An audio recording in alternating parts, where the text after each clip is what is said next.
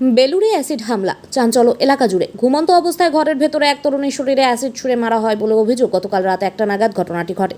গুরুতর জখম অবস্থায় তরুণীকে হাওড়া জেলা হাসপাতালের বার্ন ইউনিটে ভর্তি করা হয়। ঘটনা তদন্তে বেলুড় থানার পুলিশ।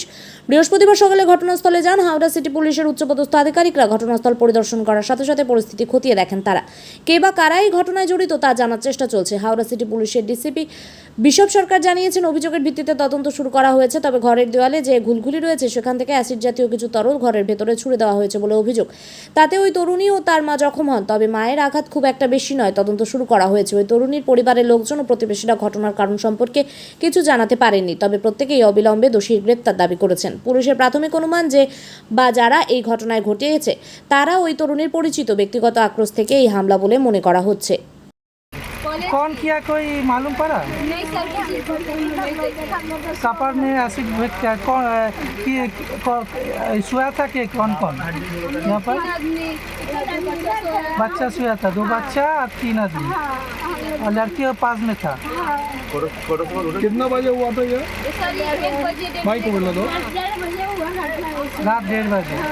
किस लिए हुआ कुछ मालूम पड़ा? नहीं सर, हम लोग नहीं, हम लोग नींद वाला, हम लोग सो गए, हम लोग कुछ पता किसी का साथ कोई रिश्ता था नहीं उसका? सर, हम लोग सो गए, इसमें झगड़ा नहीं होता। पुलिस आया था?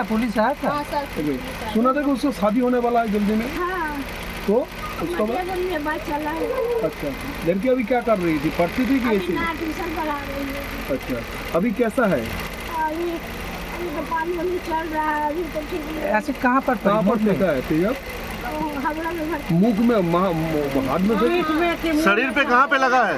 खाली हो गया, पूरा देह जल गया। अच्छा, किसी के ऊपर शक है? नहीं सर, मैं किसी आपका नाम बता दीजिए। तजबुल खातून। तजबुल।